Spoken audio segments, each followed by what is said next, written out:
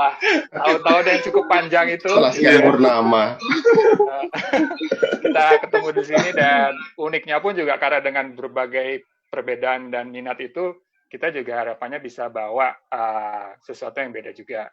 Kalau mau cerita singkat sedikit lagi, setelah dari tes itu, gue sempat ngambil lagi untuk S2, konsentrasinya lebih di multimedia.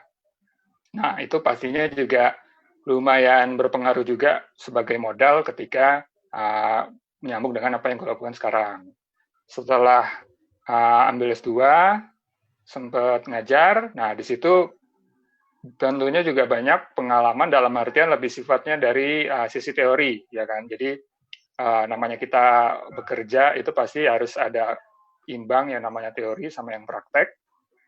Awal mula karir justru malah di teori dulu, tapi ketika di sekitar 2012, nah kebenaran juga waktu itu diajak untuk bikin studio grafis. Nah, disitulah baru mulai masuk dari sisi praktisi. Nah, sampai berlanjut ke sekarang, bisa jadi dibilang dalam perjalanan kemarin, kalau memang ya pastinya banyak yang bisa di-share, di situ bisa juga nanti kita akan share ketika teori dan praktek itu saling bersinggungan, kapan kita harus mendulukan teori dan kapan kita harus mendulukan praktek.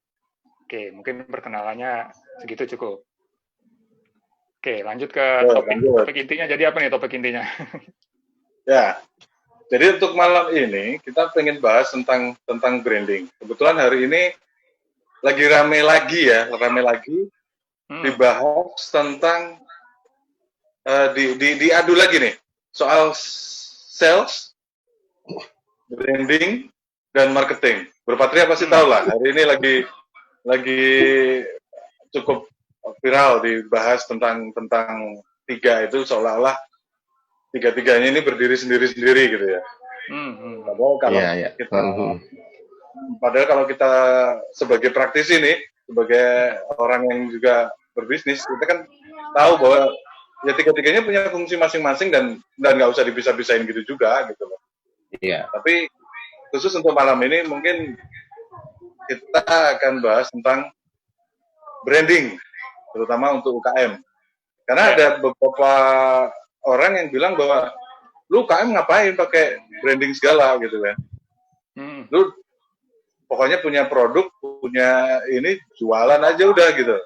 Nah, justru kita pengen bahas, bener nggak sih kayak gitu? Kalau kita UKM beneran nggak butuh branding, atau justru sebaliknya, justru karena kita UKM kita akan sangat butuh branding. Nah, itulah sudah ada Bro Patria yang brand aktivis tadi itu ya. Aktivis. untuk yang brand aktivis ditodong duluan ya. Iya dong. Untuk mengupas, jadi biar enak nih, kita bahasnya dari mana dulu nih. Silakan Bro Pat. Oke, terima kasih ya. Jadi memang akhir-akhir ini lagi rame lagi orang ngomongin branding atau selling dulu. Malah marketing seringkali ditinggal, padahal itu termasuk 3 serangkai harusnya. Ya. Nah, menariknya ketika kita ngomong branding, terutama untuk UKM, itu kebanyakan yang dipahami adalah bikin logo, merek, dan sebagainya. Padahal ya itu memang bagian dari branding, tapi jika nggak berhenti di situ juga. Nah, sebagai contoh nih, di saat kita nggak bisa ngomong UKM ya ini, di saat pandemi seperti ini, kondisi orang pada sembunyi di rumah, itu ada salah satu merek mie lokal yang justru kebanjiran order. Ya, mie instan lokal. Oke, itu yang kebanjiran order sehingga labanya naik besar-besaran. Kenapa seperti itu? Karena mie ini sudah termindset dalam benak konsumennya bahwa kalau kondisi kita lagi sulit, makanya mie ini. Seperti anak kos itu. akhir bulan ya makannya mie itu. Jadi itu salah satu fungsi branding itu adalah bisa mengangkat penjualan kita. Ya. Karena orang ingat apa namanya punya pengalaman tertentu dengan mie tadi ya. Iya. Kalau nggak punya duit, pengalaman ya udah makanya mie itu gitu ya. Iya. Ya. Termasuk menurutku yang unik juga itu ada pengalamannya Bro Aan ini, bagaimana membuat membuat raksasa. Ya, unik banget sih. Raksasa ngemper di fenomena. Depannya. Itu fenomenal banget itu. Ya, itu juga sebenarnya masih jadi misteri. Maksudnya kalau saya sendiri justru pengen tahu strategi apa yang sebenarnya sedang mereka jalankan. Tapi mungkin ya pemirsa mungkin harus tahu dulu nih. Ya, pemirsa. Harus ada insight-nya dulu. Ya, jadi kebetulan saya punya bisnis kuliner, produknya itu pizza ya. Nah, di masa pandemi seperti ini sama seperti yang lain lah ya, ada juga yang harus tutup karena kebijakan pemerintah setempat mewajibkan toko buka hanya sampai jam 8, ada yang jam 7 bahkan. Di Mojokerto itu jam 7 udah disuruh tutup semua. Nah, tapi secara keseluruhan kita bisa dikatakan survive. Karena di kota-kota tertentu memang faktanya harus tutup gitu ya. Karena kebijakan setempat mengendaki seperti itu. Tapi di tempat-tempat yang lebih longgar, di kota-kota yang lebih longgar, itu justru terjadi kenaikan yang sangat signifikan. Nah, ini yang saya sebut anomali. Kenapa? Karena ketika sekolah diliburkan, ya kan, artinya apa? Ada anak-anak yang berkumpul di dalam satu kota itu. Apalagi ada kebijakan lockdown atau PSBB. Mereka nggak boleh kemana-mana kan? Ya. Akhirnya komunitas anak-anak yang nganggur ini kan melonjak di kota tersebut. Dan akhirnya apa? Namanya anak-anak ya. Kalau nggak main, ya jajan udah. Jajan. Ya udah kan? Yeah. Ya akhirnya kita diuntungkan. Ada satu kota itu yang kita sampai omsetnya naik 60%. Oh. Satu kota ya, di satu kota itu ya kita kaget banget gitu ya. Ternyata ada yang begini ya. Jadi secara keseluruhan kita tertolong sama kondisi yang seperti itu. Ya. Nah, itu karena kita kelasnya kecil lah, bisa dibilang seperti itu ya. Nah, ada brand pizza besar itu yang sekarang itu masih ya sampai hari ini itu masih gencar melakukan kegiatan, mungkin saya sebutnya kegiatan marketing ya, bukan branding kali ya. Kegiatan marketing yang saya masih berusaha masih belum tahu. Ini sebenarnya maunya apa ya gitu ya. Produknya besar, brandnya besar gitu ya. Tapi dia akhirnya melakukan aktivitas yang menurut saya nggak banget deh gitu. Dia menjajakan produknya itu ke ke jalan-jalan gitu kan, ke apa istilahnya kaki lima ya. Kaki lima. Ngasong ya. Literally di pinggir jalan. Iya, di pinggir jalan ada yang pakai mobil dan ada yang lebih parah pakai motor malah. Ya, ada motor ya. Dia ada cuma motor, banner sama payung kalau nggak salah. Nah, uniknya mereka ini brand besar ini melakukannya selalu di dekat outlet saya. Bahkan yang terjadi di Batu itu mereka berhenti persis di depan outlet saya, seberang jalannya gitu. Artinya ini apa? Ini apa ya? Mereka maunya apa gitu? Kenapa bukan di pizza yang lain lagi? Kan ada banyak tuh kan? Ya. Ada pizza yang lain juga kan? Betul. Kenapa nggak di sana gitu? Nah itu yang saya masih ini apa nih gitu. Nah, itu saya pengen tanya nih ke Bro Patria atau ke Bro Kadek ya. Ya. Sebenarnya kira-kira mereka sedang berusaha melakukan apa sih gitu? Apakah ini langkah panik karena omset mereka turun gitu ya? Atau justru enggak? Atau memang ini kegiatan yang menguntungkan? Karena saya sempat berhitung. Kalau misalnya mereka di dalam satu mobil bawa misalnya 100 pizza misalnya ya, 100 box misalnya, itu duitnya gede juga gitu. Ya. Dan sekali pukul, 2 kali pukul itu segitu itu pasti habis. Berapapun yang mereka bawa pasti habis. Nah, cuman ketiga kalinya, keempat kalinya pasti orang-orang sudah ini ya, sudah oh iyalah gitu. Interestnya udah kurang. Itu sih. Oke. Atau deh ini kira-kira fenomena apa ini sampai mereka harus turun ke jalan ini? Ada yang bisa kita kupas nggak? Ya mungkin nanti bisa ditambahin dari Patria. Mungkin kalau gue bisa nanggepin ya. Sebenarnya kan pastinya kalau dibilang, wah ini pasti karena situasi pandemi gitu kan. Ya itu benar gitu kan. Tapi sebenarnya kalau bisa memberikan insight kondisi negara kita ketika pandemi belum terjadi pun, baik itu di awal tahun atau juga di akhir tahun kemarin, banyak beberapa perusahaan itu juga sudah mulai quote unquote itu sudah mulai memikirkan untuk meringankan perusahaan. Ya meringankan itu kan mulai dari efisiensi sampai ya konteksnya sampai PHK gitu kan. Jadi kayak pandemi ini ya bisa dibilang suka nggak suka jadi kayak nambahin atau juga jadinya mempercepat gitu ya kan. Mempercepat kondisi yang sebenarnya kemarin memang sudah dirancang gitu kan. Nah, kalau misalnya perusahaan besar sampai harus melakukan seperti itu, apakah serta-merta jelek?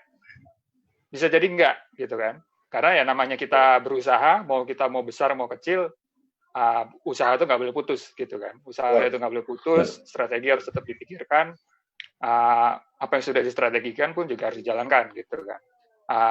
Ini sebenarnya cukup mirip dengan misalnya kalau ya since kita juga kalau balik lagi dari kita bicara soal kita masuk ITS tahun berapa gitu ya, kita kan sudah mengalami beberapa masa krisis moneter ya kan. Kita mengalami 2015 itu kemarin sempat krisis moneter kecil, kemudian di 2008 itu juga sebenarnya sangat besar, ya kan. Hanya memang untungnya Indonesia itu salah satu negara yang cukup survive waktu itu. Beda misalnya waktu itu kebenaran waktu itu gue masih kuliah di Australia. Australia itu salah satu negara yang cukup parah krisis moneternya gitu. Sampai mundur ke belakang lagi tahun 98 gitu kan. Nah, sebenarnya di periode-periode itu sebenarnya cukup kelihatan brand besar itu memang ada cara mereka yang untuk kayak ya memang sedikit ke bawah gitu kan. Karena sebenarnya walaupun bisa dibilang sampai segitunya sih, ya itu kita kacamata awam yang melihat gitu kan. Tapi kan kalau dari sisi perusahaan, mereka yang penting melihatnya dari sisi data gitu kan. Dari sisi data yang ujung-ujungnya dari sisi balik lagi profit gitu.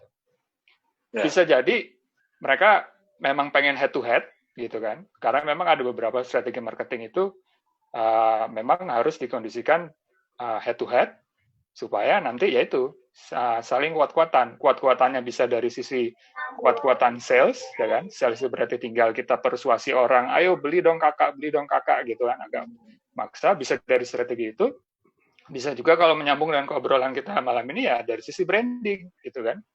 Sama-sama sebelah-sebelahan jualan, ya terserah gue pakai motor, ngemper di kaki lima, lo di depan toko, tapi brand gue kuat gitu kan. Orang naik motor kecepatan 40 km per jam ngelihat lirik dikit, wah ini yang nomor 1 nih, gue berhenti di sini, bodo amat di situ ada toko gede gitu. Nah bisa juga kayak gitu. Jadi malah kalau dari sisi kita kayak, wah brand gue yang kecil ngalahin, ntar dulu gitu kan.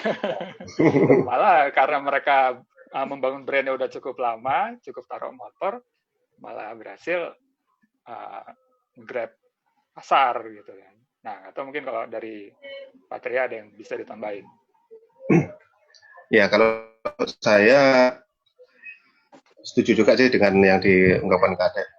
Jadi orang banyak bilang kalau di masa seperti ini adalah kesempatan untuk merestart semua usaha kita. Jadi nggak peduli yang sudah besar atau yang kecil, kita seakan-akan berlari dari titik yang sama.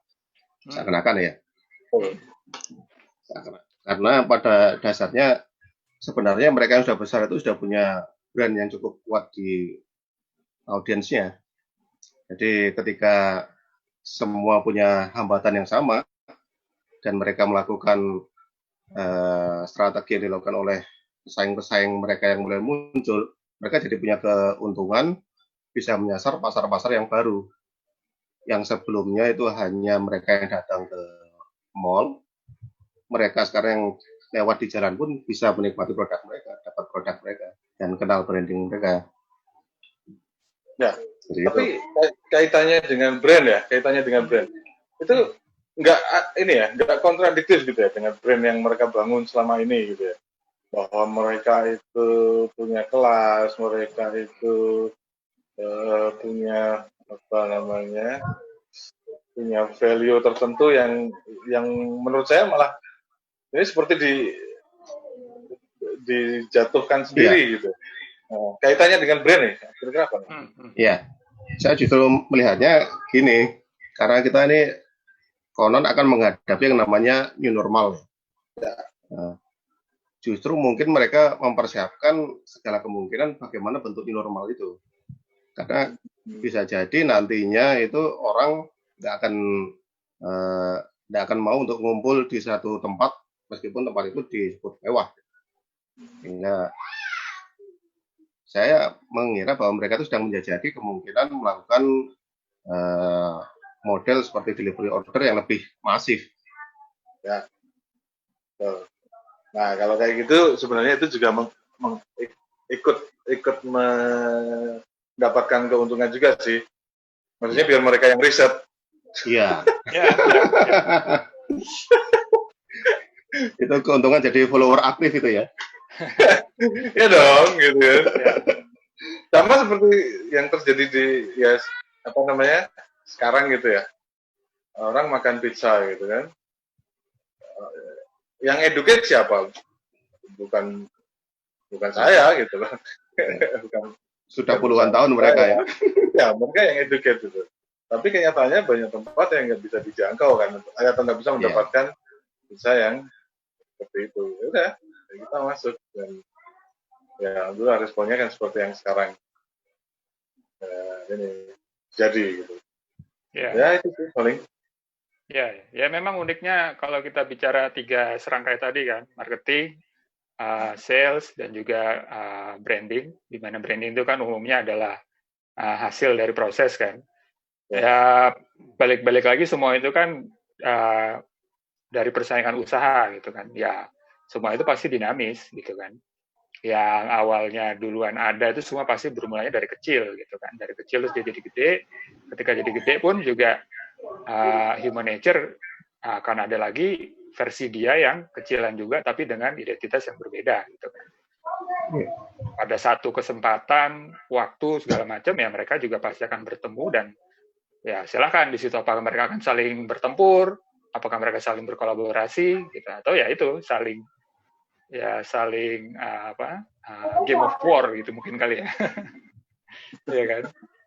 Dan ini uniknya ya. Bukan curi-mencuri data tapi saling mengamati aja kan gitu. Dan ini ada yang saya lihat agak unik ya.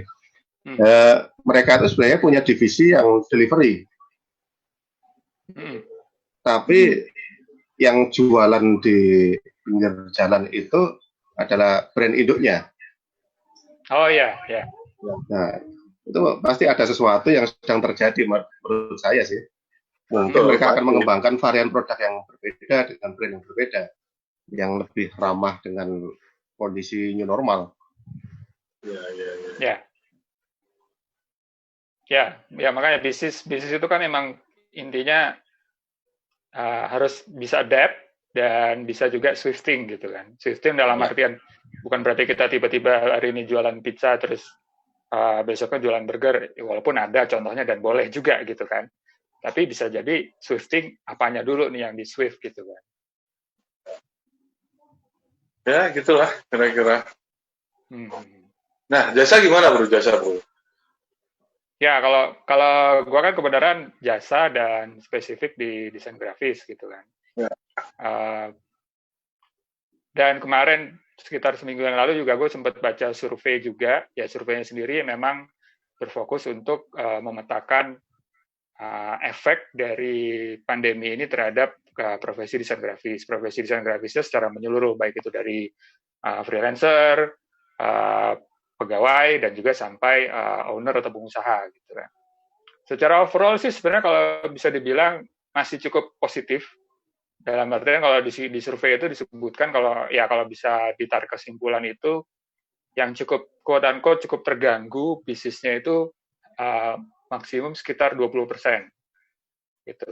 Ya sebenarnya kalau kita berbicara data itu kan tinggal kita melihatnya dari sisi pesimis atau optimis gitu kan. Kalau gue sih akan melihat dari sisi optimis, tandanya 80% ini masih bisa survive dan berkembang gitu. Padahal mungkin juga kalau kita kalau dari ekonom biasanya kalau sampai ada data yang lebih dari 5% itu tandanya udah cukup gawat gitu kan. Tapi paling enggak dari situ gue tetap melihat itu masih cukup bagus.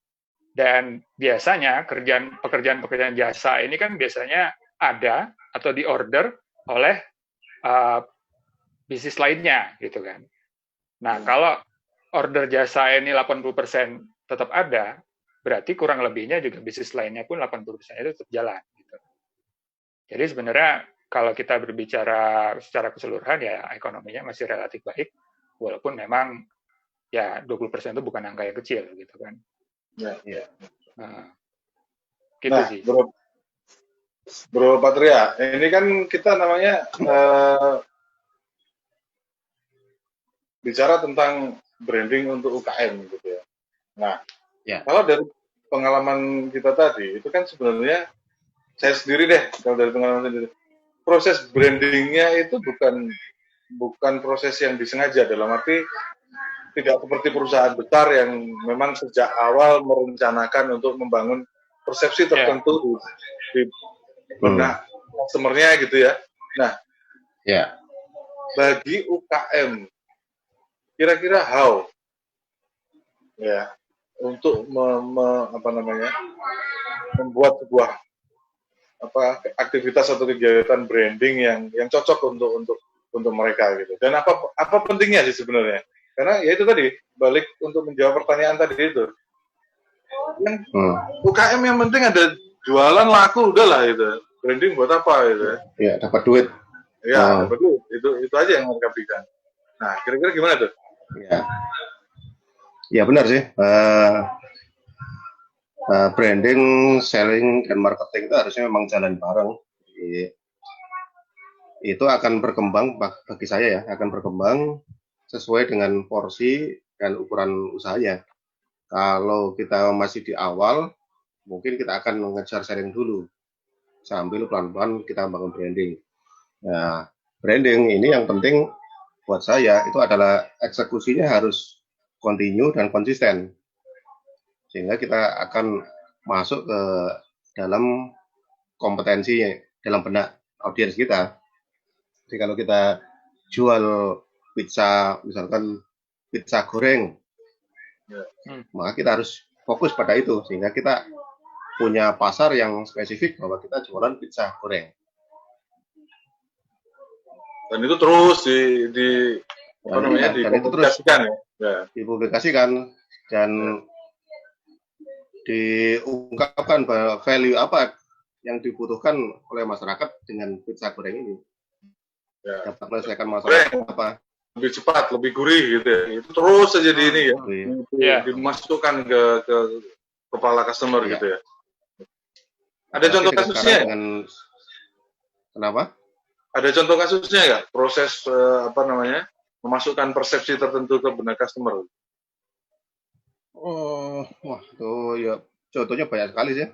Ada yang banyak sekali kalau kita lihat sekarang ini dengan peran sosial media, apalagi TikTok, itu sangat mudah sekali masukkan persepsi ke dalam audiens.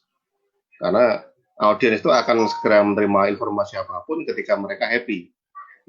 Lihat orang joget-joget di TikTok, nggak merasa bahwa mereka turut serta dalam campaign itu. Ya. Kalau kita lihat di akhir-akhir ini kalau kita lihat akhir-akhir ini di TikTok itu banyak hashtag-hashtag yang memang pesanan dari brand. Seperti joget sampo tertentu dan sebagainya. Nah, ini malah baru keingat contoh proses masukannya, baru keingat. Sabun. Ya. Kan di pasar, di media itu kan disampaikan produk A ini adalah sabun kesehatan, produk B ini sabun kecantikan gitu. Padahal sebenarnya secara kandungan komposisi bahan kemungkinan sama-sama aja kan? Kemungkinan sama. Ya kan? Kemungkinan sama. Tetapi bahwa yang satu itu secara terus-menerus dimasukkan ke kepala customer bahwa ini sehat, ini cantik. Dan proses itu berlangsung terus-menerus akhirnya membangun persepsi tertentu bahwa produk ini produk untuk kesehatan, produk ini untuk mungkin seperti itu ya. Iya, bisa seperti itu. Contoh yang agak lucu ini ya. Antara kalau kita sakit kepala, itu paling-paling umumnya kita akan cari produk yang misalkan Paracet. Dari food brand aja. Paramex. Apalah. Apa sebenarnya kita sebut brand ini? Sementara kalau perempuan bulanan itu dia cari yang di apotek juga Feminax. Ya. Nah, ini dua produk untuk dua hal yang berbeda. Betul. Nah, tapi kalau kita lihat kandungannya sama-sama paracetamol. Paracetamol ya itulah. Jadi disitulah.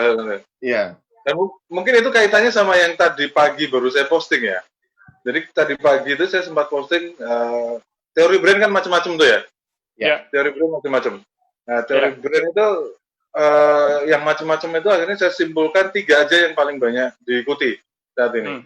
Yang pertama itu yang teorinya Alexander Isley, itu juga yang sering dikutip sama Pak Bi kalau nggak salah ya. Sama pernah disebut sama Steve Jobs juga soal brand adalah janji, janji yang kemudian ditepati gitu ya. Itu satu.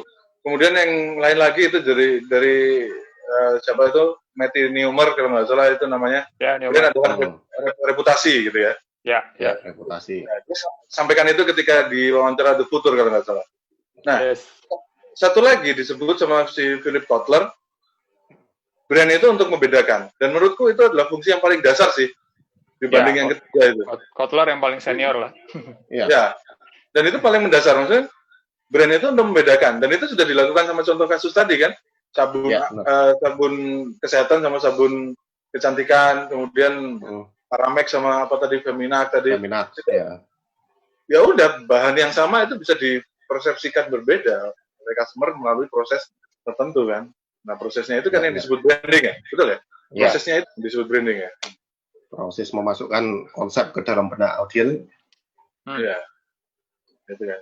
Nah ini saya jadi punya sebuah analogi nih. Nah ini Bro Kade ini nggak tahu, cocok nggak nih? Jadi soal tiga ini saya jadi punya analogi sendiri. Jadi kalau sales ini saya anggap memancing lah ya, memancing ikan.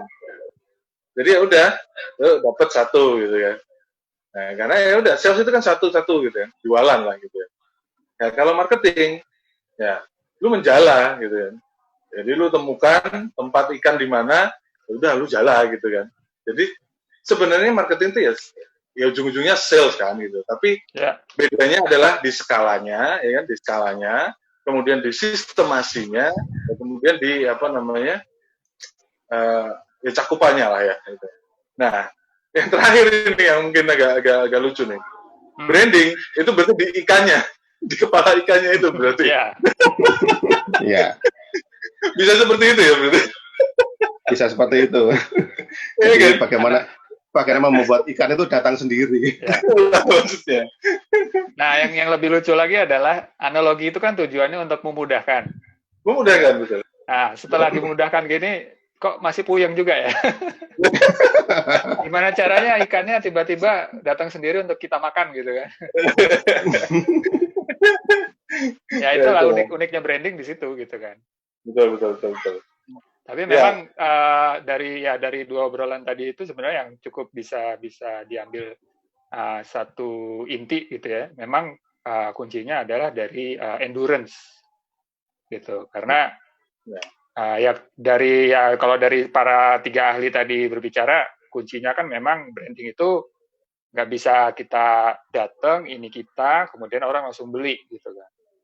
Ada step-step yang harus kita lakukan. Ya step itu mulai dari kita memberikan janji gitu kan, kemudian step itu mulai dari janji itu kita melakukan pembuktian ya kan, sampai pembuktian itu dirasakan sama konsumennya gitu kan. Nah itu itu yang akan bisa diterapkan baik dari segala macam bisnis, dari bisnis yang paling besar ya sampai juga buat para UKM gitu kan. Dan juga memang tentunya justru kuncinya kalau kita berbicara endurance, UKM nih gitu. Karena kan kalau kita ngomongin perusahaan besar ya sudah anggaplah dia dapat angel investor gitu kan, dapat pendanaan unicorn berapa ratus juta dolar gitu kan, duit silahkan gitu kan. Nah kalau UKM kan tidak gitu kan. Tapi memang sayangnya yaitu tidak ada kata lain selain endurance. Nah tinggal gimana tuh UKM mengartikan kata endurance ke versi kemampuannya dia sendiri gitu kan. Ya. Nah, tapi yang menarik gini bro, UKM itu kadang lucu juga kalau kita bahas soal branding. Saya pernah ketemu sama satu, ya kebetulan saya juga aktif dibilang meng-coaching. Saya ini juga bukan siapa-siapa, tapi artinya saya memang sering dimintain pendapat gitu. Dan ada yang lucu. Ketika, Mas, aku pengen branding dia punya usaha ayam penyet gitu lah ya.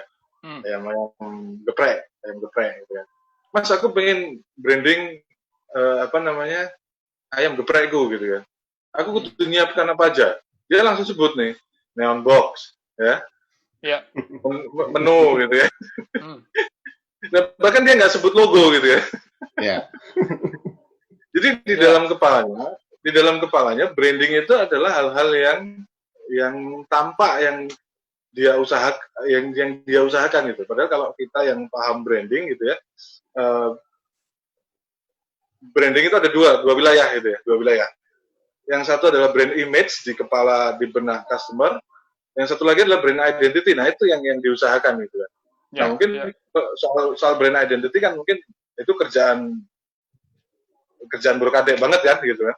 Nah mungkin bisa cerita sedikit ya, itu kira-kira yang cocok untuk UKM gitu ya, brand identity-nya seperti apa sih, mungkin kompleksitasnya atau mungkin tipsnya deh, brand identity for UKM lah. Ya, memang ya itu, balik lagi kita ngomongin ikan gitu kan, branding itu memang tidak ada yang harus kita akui tidak ada yang mudah gitu kan.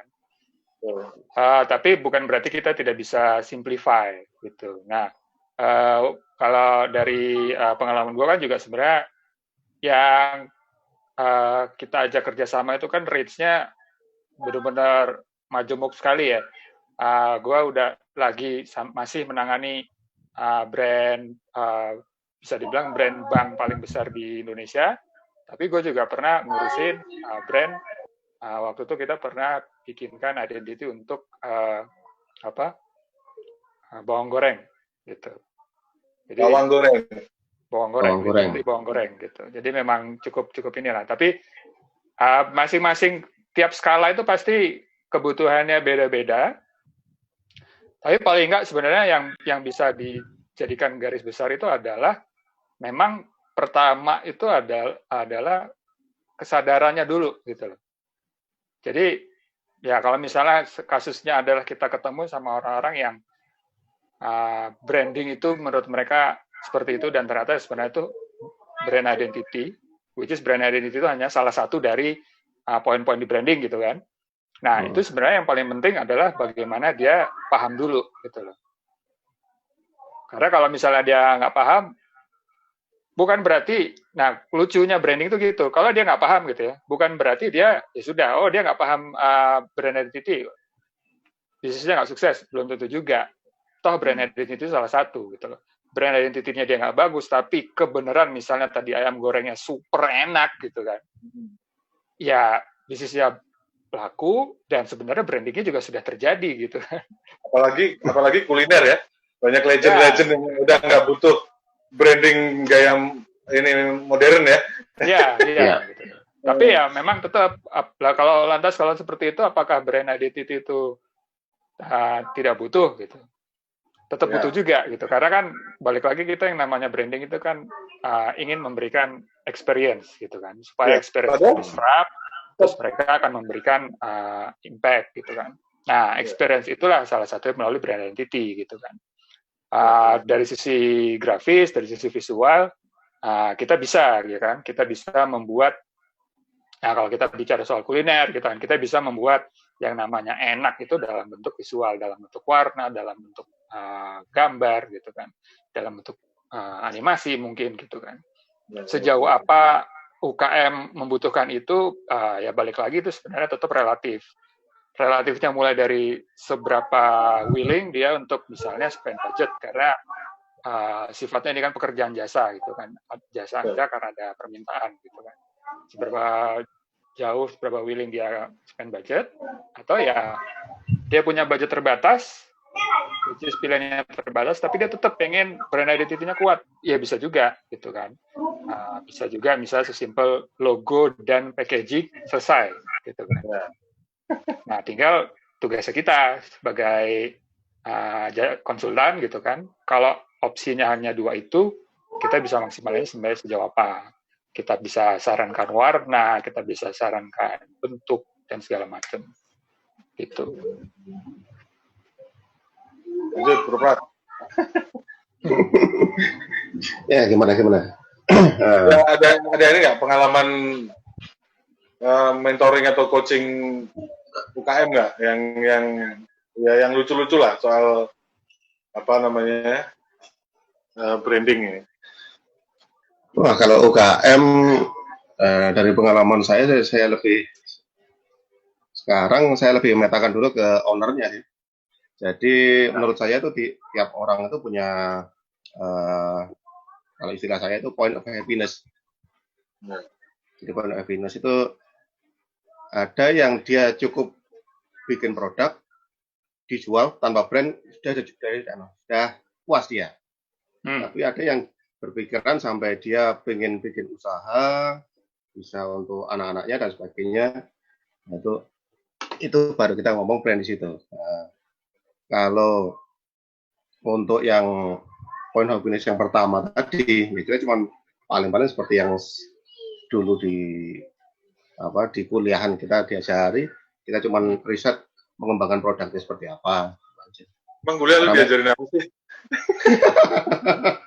Sudah sekian tahun yang lalu ya. Banyak, jangan salah. Iya dong. Yang paling gue inget, gue disuruh nyari masalah. Jadi sampai sekarang gue hobi cari masalah. Cari masalah. Kalau gue dulu disuruh ini jadi sales.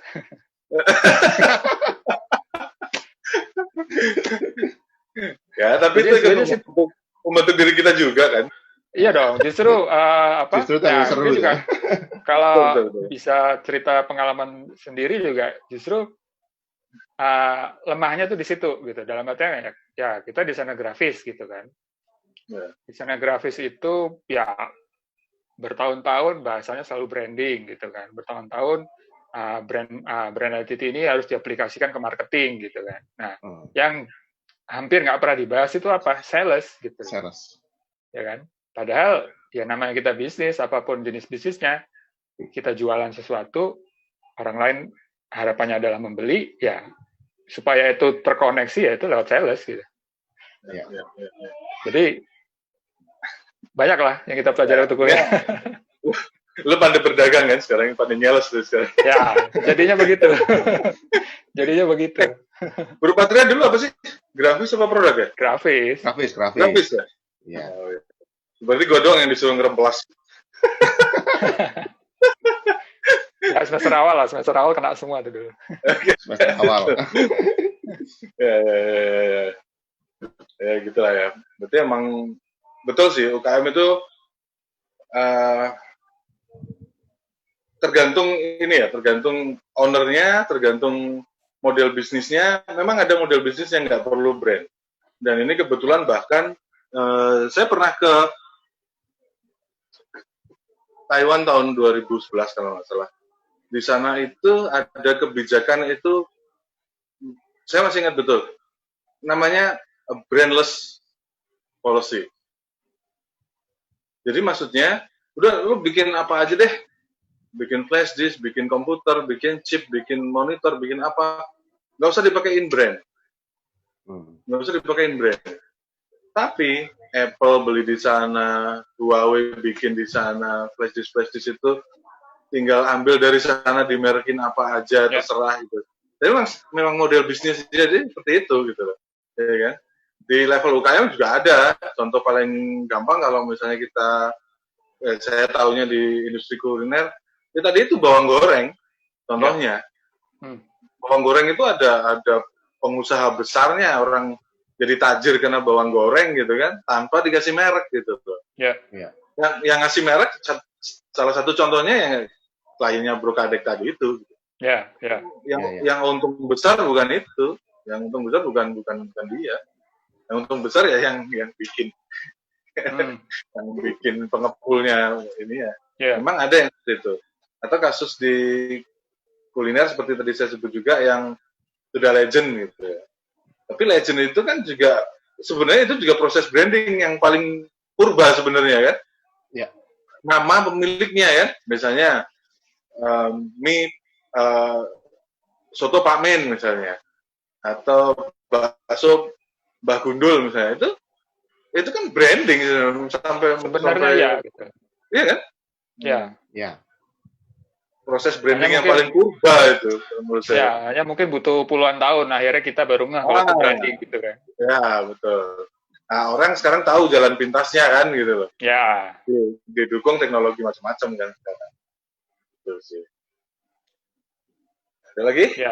Ya, jadi memang kalau gue yang paling cukup bisa dibilang setuju lah gitu kan. Setujunya itu kan memang adalah branding itu adalah result gitu kan, result di benak masing-masing konsumennya gitu kan. Nah itu memang ya tinggal kita sebagai pebisnisnya ada beberapa opsi pilihan menuju ke sana, silahkan mau pilih yang mana gitu. Banyak contoh kok gitu kan, tanpa dengan sengaja menyiapkan brand identity, melakukan brand activation gitu kan, sudah sampai ke sana, dapat result, konsumennya lekat gitu kan. Oh baksonya Pak siapa itu, wah kalau lagi lapar gue pasti ke sana gitu. Nggak masalah gitu kan, nggak masalah gitu. Tapi bisa juga kok di contoh-contoh lain dia pengen lebih gitu kan, dia pengen lebih karena memang cita-citanya tinggi, atau juga memang dia simply emang kapitalis sejati gitu kan, ya silakan gitu kan. Nah, dia lakukan persiapan brand identity, melakukan brand activation dengan harapan yang sama gitu kan, dapat impact dari konsumennya juga kuat gitu. Ya kira-kira seperti itulah. Ini udah hampir 1 jam ternyata. Oh iya, kurang 5 menit. Kurang 5 menit lagi. Nggak kerasa ya? Ya karena memang pembahasannya cukup luas sih. Oh ini besar banget kalau kita terusin ya nggak ada habisnya kali. Iya. Ya bisa dari audiens ada pertanyaan nggak? atau jangan nggak ada audiens nih? Ada 5 biji tahu siapa itu. Oh lumayan lah, lumayan. Tinggal 3 biji lagi. Edisi perdana. Ya, tapi kan ini nanti kita record. Nanti kita record. Ya. Ya, mungkin malah nanti kita ini simpan pertanyaan kita sendiri untuk kita bahas. Kira-kira next kita mau bahas apa gitu. Ya. Atau mungkin ya pastinya kalau dari sisi gue banyak yang bisa gue share lah gitu. Ya misalnya kalau kita balik lagi ke pembahasan pandemi gitu kan, ya harus diakui saat ini semua beralih ke digital gitu kan. Ada beberapa jenis bisnis yang ada beberapa jenis bisnis yang emang harus fisik, yang maksudnya manual gitu kan. Memang ya kuatnya di situ. Ada beberapa pekerjaan yang manual yang ya mau nggak mau harus collapse gitu kan. Ada beberapa yang emang harus shifting ke dunia digital gitu. Nah itu mungkin kita juga bisa bahas di situ juga gitu. Oke.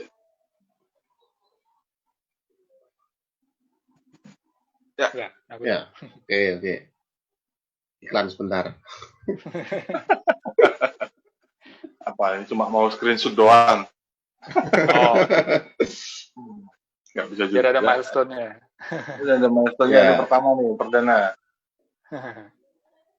Set. Ya, sip. Oke, udah 1 jam.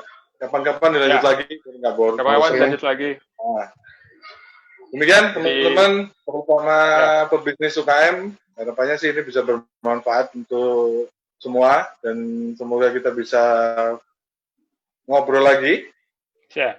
dan Harus lebih tema-tema sering sih. yang lain ya, dan tema-tema yang lain, dan insya Allah juga kita akan undang praktisi-praktisi terkait ya, bintang tamu lain. ya bintang tamu yang pastinya. support bisnis. Intinya gini ya, kuncinya untuk maju tuh ilmu sih gitu, dan kalau lebih banyak ilmu yang bisa kita sharing ya kita bisa maju bareng, harapannya kan seperti itu ya. Iya. Demikian mungkin itu dulu Siap. apa namanya diskusi hari ini. Jumpa lain kali lagi. Ya. Assalamualaikum warahmatullahi wabarakatuh. Terima kasih semua yang sudah nonton. Assalamualaikum. Selamat malam. Selamat